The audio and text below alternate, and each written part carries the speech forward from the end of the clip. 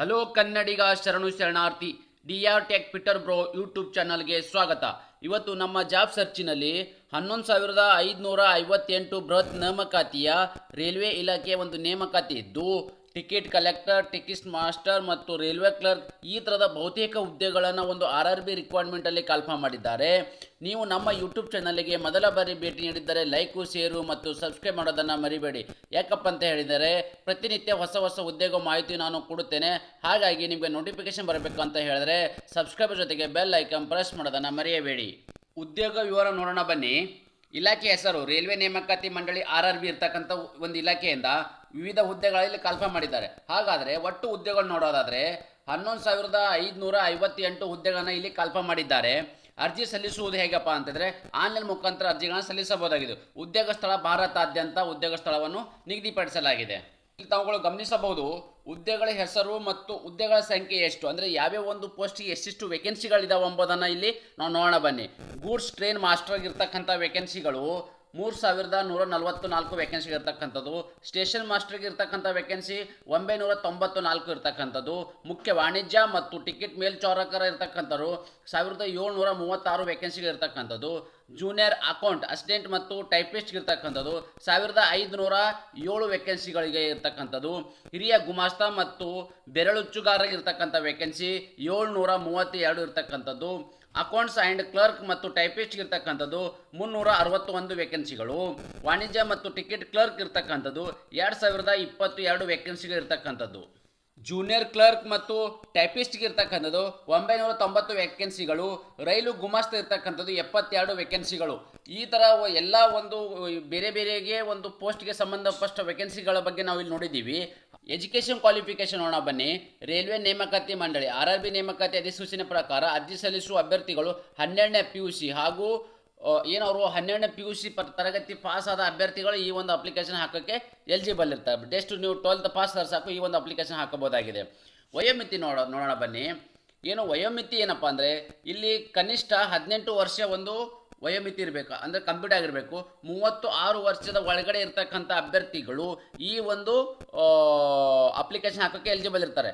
ಅದರ ಜೊತೆಗೆ ಮೀಸಲಾತಿ ಬಗ್ಗೆ ಕೊಟ್ಟಿದ್ದಾರೆ, ಅಂದರೆ ಈಗ SC ST ಆಗಿರ್ಬೋದು, OBC ಕ್ಯಾಂಡಿಡೇಟು ಮತ್ತು ಫಿಸಿಕಲ್ ಹ್ಯಾಂಡಿಕ್ಯಾಪ್ ಕ್ಯಾಂಡಿಡೇಟು ಆ ಥರ ಇರ್ತಕ್ಕಂಥದ್ರಿಗೆ ಕೂಡ ಇಲ್ಲಿ ಏಜ್ ಫ್ಯಾಕ್ಟರ್ ಅಡಿಯಲ್ಲಿ ಅವರಿಗೆ ಕೂಡ ಇಲ್ಲಿ ವಯೋಮಿತಿಯನ್ನು ವಿನಾಯಿತಿಯನ್ನು ನೀಡಲಾಗಿದೆ.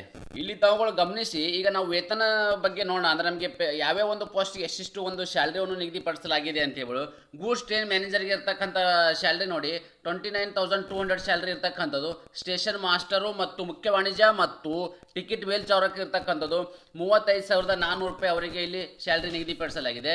ಜೂನಿಯರ್ ಅಕೌಂಟ್ಸ್ ಅಸಿಸ್ಟೆಂಟ್ ಮತ್ತು ಟೈಪಿಸ್ಟು, ಅದೇ ರೀತಿಯಾಗಿ ಹಿರಿಯ ಗುಮಾಸ್ತ ಮತ್ತು ಬೆರಳುಚ್ಚುಗಾರರಾಗಿರ್ತಕ್ಕಂಥದ್ದು 29,200 ಇರ್ತಕ್ಕಂಥ ಸ್ಯಾಲ್ರಿ. ಅಕೌಂಟ್ಸ್ ಕ್ಲರ್ಕ್ ಮತ್ತು ಟೈಪಿಸ್ಟ್ ಮತ್ತು ವಾಣಿಜ್ಯ ಮತ್ತು ಟಿಕೆಟ್ ಕ್ಲರ್ಕ್ಗೆ ಇರ್ತಕ್ಕಂಥ ಸ್ಯಾಲ್ರಿ 19,900 ರೂಪಾಯಿ ಇದು ಅಕೌಂಟ್ಸ್ಗೆ, ಮತ್ತು ವಾಣಿಜ್ಯ ಮತ್ತು ಟಿಕೆಟ್ ಕ್ಲರ್ಕ್ಗೆ ಇರ್ತಕ್ಕಂಥದ್ದು 21,700 ರೂಪಾಯಿ ಇಲ್ಲಿ ಅವರಿಗೆ ವೇತನವನ್ನು ನೀಡಲಾಗುವುದು. ರೈಲು ಗುಮಾಸ್ತರಿಗೆ ಇರ್ತಕ್ಕಂಥದ್ದು 19,900 ರೂಪಾಯಿ ಇಲ್ಲಿ ಸ್ಯಾಲ್ರಿ. ಜೂನಿಯರ್ ಕ್ಲರ್ಕ್ ಮತ್ತು ಟೈಪಿಸ್ಟ್ಗೆ ಇರ್ತಕ್ಕಂಥದ್ದು ಕೂಡ ಸೇಮ್ ಇದೆ ಸ್ಯಾಲ್ರಿ ಇಲ್ಲಿ. ಅರ್ಜಿಯ ಶುಲ್ಕ SC ST, ಮಾಜಿ ಸೈನಿಕ, EVSC, ಅಂಗವಿಕಲ, ಮಹಿಳೆ, ಅಲ್ಪಸಂಖ್ಯಾತರು ಮತ್ತು ಟ್ರಾನ್ಸ್ಜೆಂಡರ್ ಅಭ್ಯರ್ಥಿಗಳು 250 ರೂಪಾಯಿ DDಯನ್ನು ನಿಗದಿಪಡಿಸಲಾಗಿದೆ. ಅಂದರೆ ಇದು SC ST, ಮಾಜಿ ಸೈನಿಕ ಮತ್ತು ಅಂಗವಿಕಲ ಮತ್ತು ಮಹಿಳೆಯರಿಗೆ ಮತ್ತು ಅಲ್ಪಸಂಖ್ಯಾತ ಆ ಥರ ಒಂದು ಇದ್ದ ಅಭ್ಯರ್ಥಿಗಳು 250 ರೂಪಾಯಿ ನೀವು ಅರ್ಜಿ ಶುಲ್ಕ ಪಾವತಿಸಿದರೆ ಸಾಕು.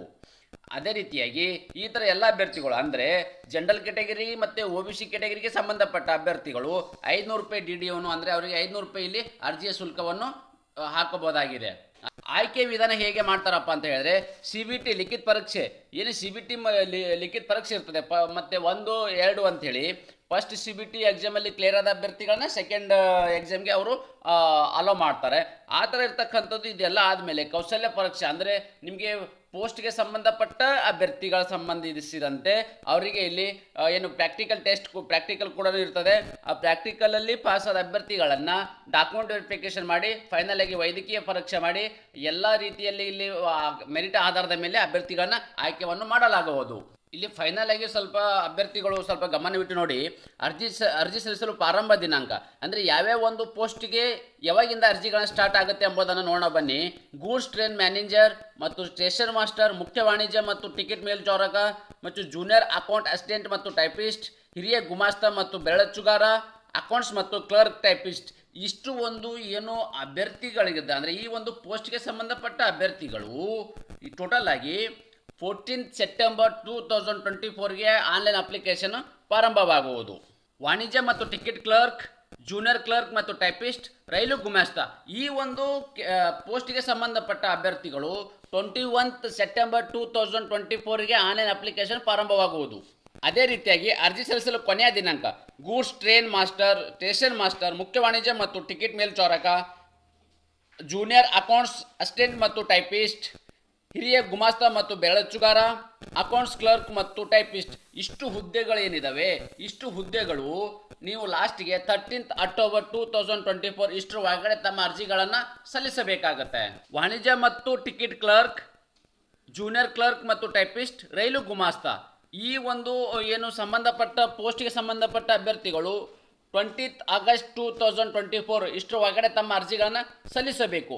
ಹಾಗಾದರೆ ಈ ಅಪ್ಲಿಕೇಶನ್ ಹೇಗೆ ಹಾಕಬೇಕಪ್ಪ ಅಂತ ಹೇಳಿದ್ರೆ ನನ್ನ ಯೂಟ್ಯೂಬಲ್ಲಿ ನಿಮಗೆ ಒಂದು ಆ ಲಿಂಕನ್ನು ಕೊಟ್ಟಿರ್ತೀನಿ. ಆ ಲಿಂಕನ್ನು ಕ್ಲಿಕ್ ಮಾಡೋ ಮೂಲಕ ನೇರವಾಗಿ ತಮ್ಮ ಅಪ್ಲಿಕೇಶನ್ ಹಾಕಬಹುದಾಗಿದೆ. ಅದು ಯಾವಾಗಪ್ಪ ಅಂತ ಹೇಳಿದ್ರೆ ನಿಮಗೆ ಮೊದಲೇ ತಿಳಿಸಿದ ಡೇಟ್ ಏನು ಅರ್ಜಿಯ ಹಾಕೋಕ್ಕೆ ಏನು ಪ್ರಾರಂಭ ದಿನಾಂಕ ಏನಿದೆ ಆ ಪ್ರಾರಂಭ ದಿನಾಂಕಕ್ಕೆ ನೀವು ಅಲ್ಲಿ ಕ್ಲಿಕ್ ಮಾಡೋ ಮೂಲಕ ನೇರವಾಗಿ ಈ ಒಂದು ಅಪ್ಲಿಕೇಶನ್ ಹಾಕಬಹುದಾಗಿದೆ.